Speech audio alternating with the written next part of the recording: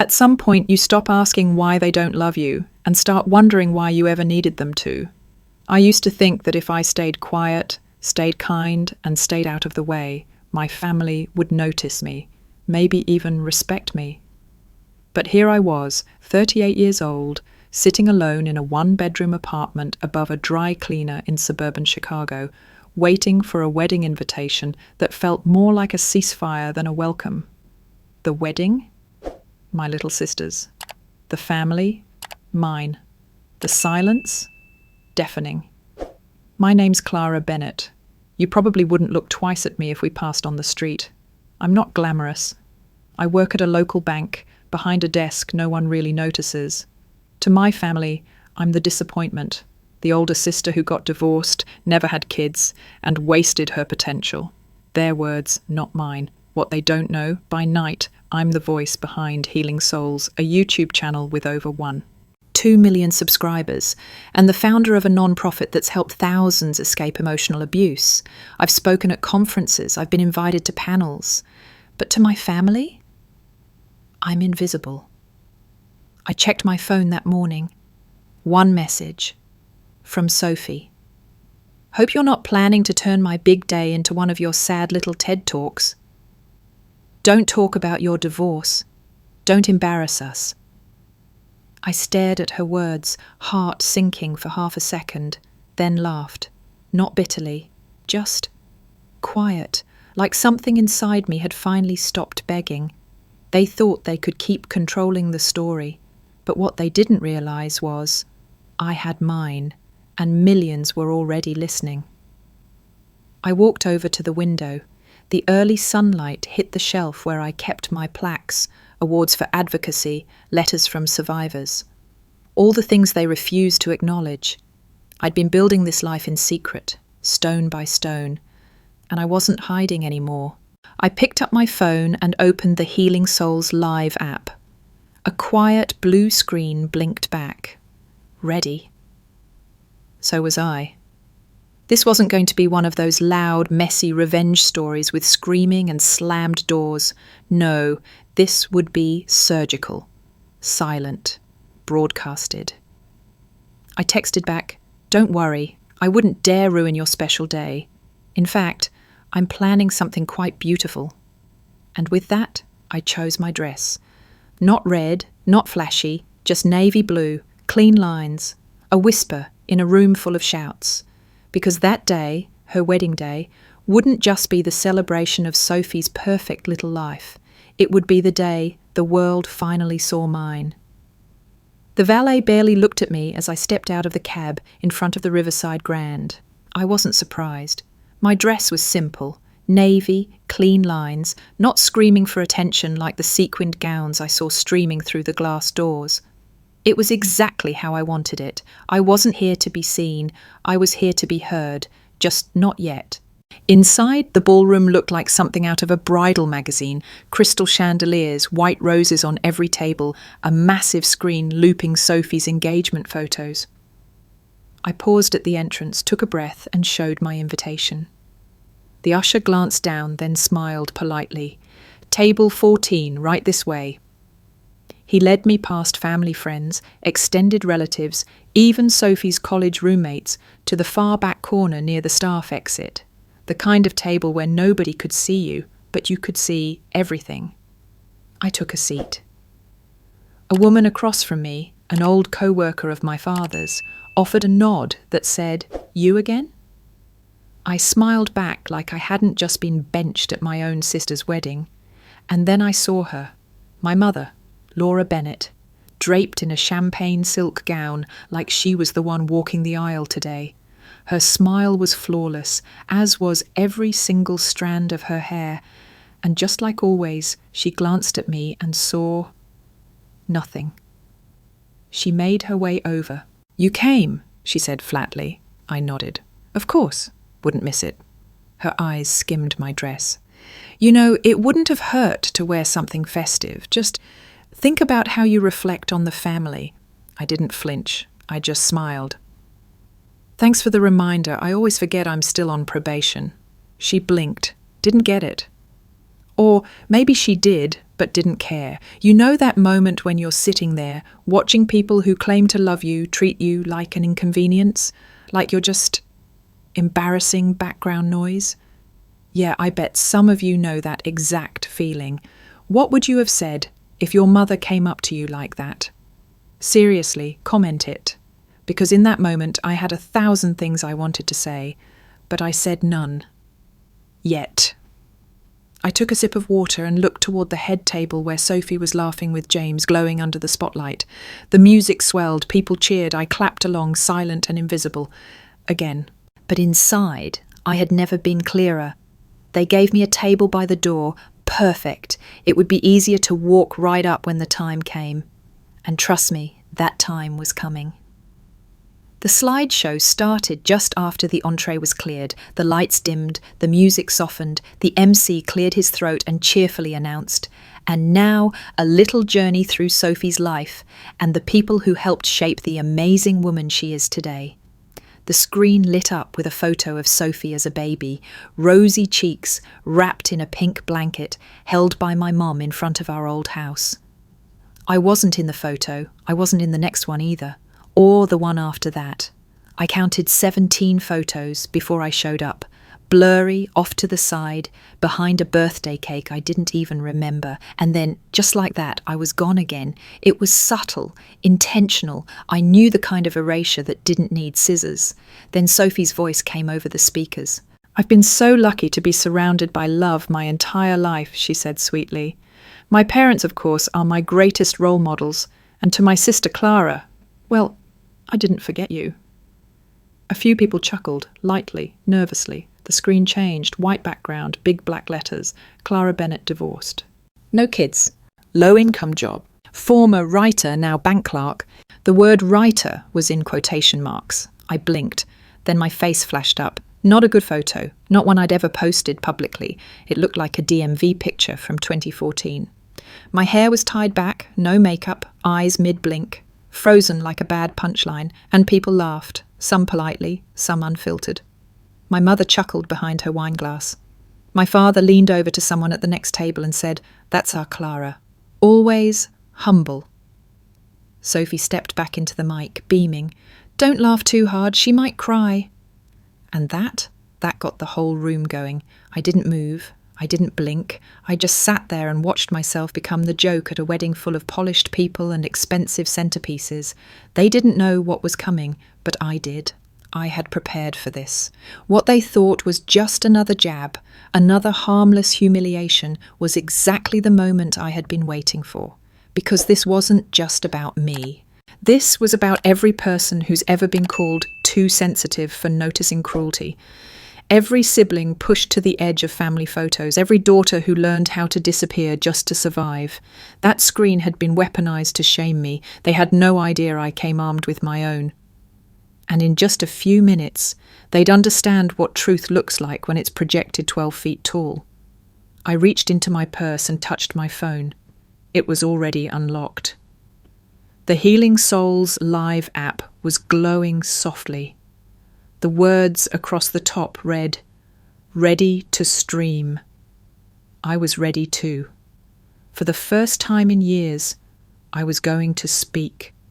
Not in whispers, not in private, but here, now, in front of everyone who had ever pretended I didn't exist. They turned me into the punchline, but I had rewritten the ending, and trust me, no one in that room was going to forget my name again. I stood up slowly. The laughter didn't stop right away. It took a few seconds for people to realize I wasn't just shifting in my chair, I was rising. The sound in the room thinned, like a party DJ lowering the volume just before the beat drops. Sophie froze at the mic, her smile flickering. My parents turned in their seats. I cleared my throat. "May I say a few words?" Sophie blinked. Sure. Just keep it short, okay?" I walked calmly to the center of the ballroom, my heels echoing over the marble floor. No one stopped me. Not yet. I turned to face them all. Then I pulled out my phone. With one tap, the ballroom screen went black, then flickered to life again. The projector now displayed something else entirely, a live stream window. Healing Souls.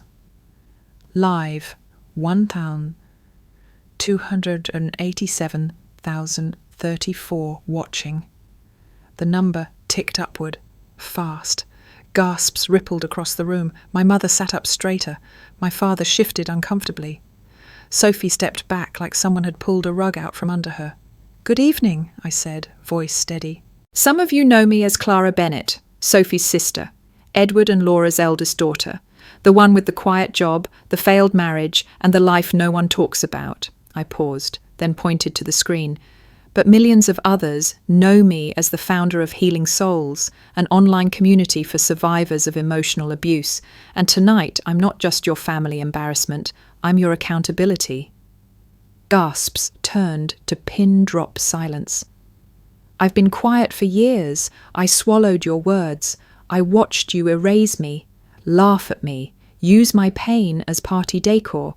But what you didn't know is I've been recording, collecting, preparing." I tapped my phone again. A series of emails and transaction records appeared on the screen. $250,000 in non-profit funds redirected to shell accounts, accounts connected to my father's company. A note from Sophie's email read, "Use Clara's name. She won't say anything. She never does." Now people were whispering. "And now?" I said. "Let me show you what happens when the quiet ones stop staying quiet." The comment box on the screen was exploding, messages of support, donations flying in live. The total updated in real time, $312,000 raised in 5 minutes. From strangers, from survivors, from people who believed in me more than my own blood ever had. My mother finally stood up, her voice brittle. "This is highly inappropriate. This is a wedding, Clara." I turned to her, calm, controlled. "You're right. And maybe if you'd raised your daughters with compassion instead of comparison, this moment wouldn't exist." The guests didn't laugh anymore. They watched, unblinking. Sophie whispered, "You planned this." "Yes," I said softly. "But you triggered it. When you made me the joke, you gave me permission to speak." I stepped forward, looking directly into the crowd. "You called me invisible. Tonight I made myself seen. You tried to bury me under shame, but I kept the receipts." And then I looked at the screen one last time. Healing Souls Live, 1.4 million watching. No one said a word, because sometimes silence isn't awkward, it's stunned. And finally, just maybe, a little ashamed. My father stood up so fast his chair screeched across the ballroom floor. His face was flushed red, jaw clenched. "This is ridiculous," he barked. "Clara, sit down. This isn't the place." I didn't move. "No, Dad," I said clearly. "This is exactly the place. You made it the place the second you let Sophie put my life on a screen for people to laugh at." My voice didn't shake. The screen behind me changed again. This time, a familiar audio file played through the venue speakers. The voice was unmistakably Sophie's. "Clara's just a placeholder. People feel sorry for her. She's useful like that. Gets sympathy donations." Gasps.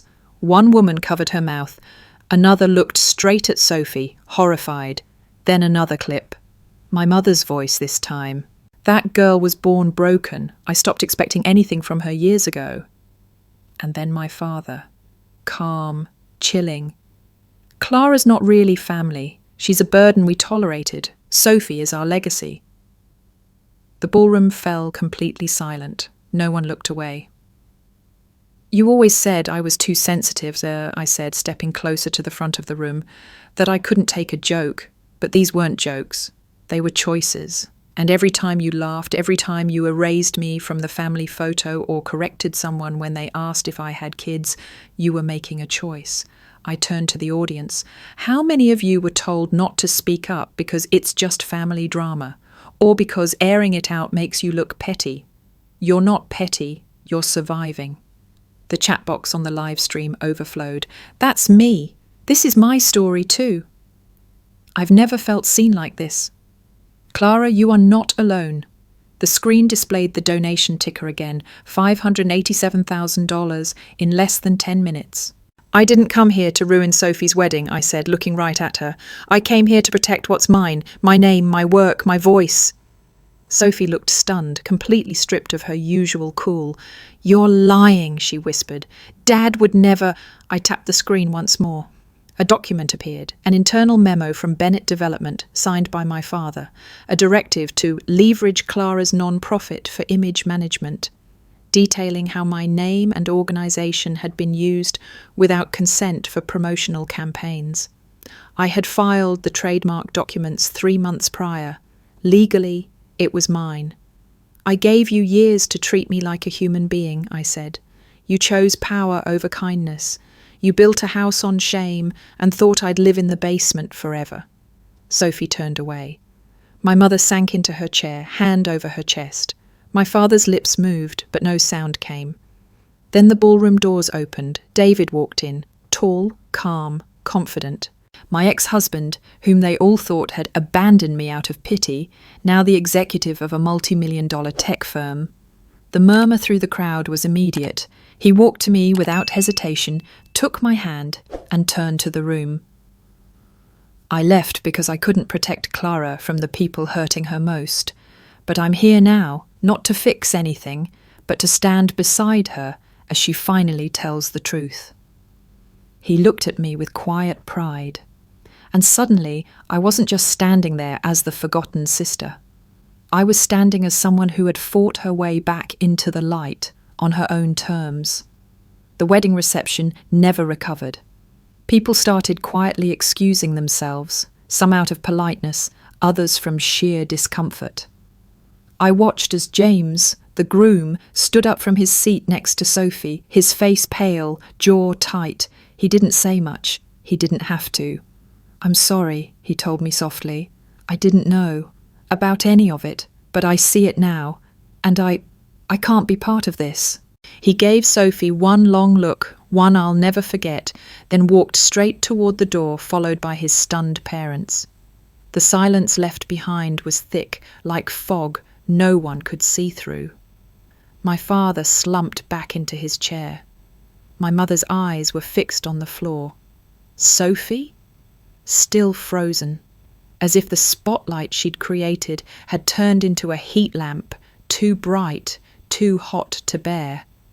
I stepped back to the mic. For years you all told me family mattered more than anything. You used it to silence me, control me, but real family doesn't steal your voice and call it love. Real family doesn't laugh when you cry. The live stream ticked past 1.7 million viewers. My team, survivors from Healing Souls, had quietly joined me in the back of the room. Some had tears in their eyes, others just nodded, letting me know this was our moment, not just mine. I turned to face the camera one last time. If you've ever been the invisible one at the table, if your own blood made you feel small, if you've been told your pain doesn't matter just because it came from people who loved you, hear me now. You are not too sensitive. You are not weak. You are not alone. A pause. Your voice has power, and I hope tonight reminds you it's never too late to use it. Then I walked away. A year later, my second book hit the shelves, no longer quiet. The line at my New York signing wrapped around the block. David was there beside me, no longer my husband, but something more lasting, a friend who never left again. Sophie came too, not dressed up, not dramatic, just present, quiet, trying. We're not whole yet, but healing doesn't need to be fast, just honest. Now it's your turn. Have you ever been treated like the outsider in your own family? Have you ever sat at the table, surrounded by people who should love you but made you feel invisible? Share your story in the comments. You never know who you'll help just by saying, "Me too." Let's talk. Let's break the silence. Together. Clara.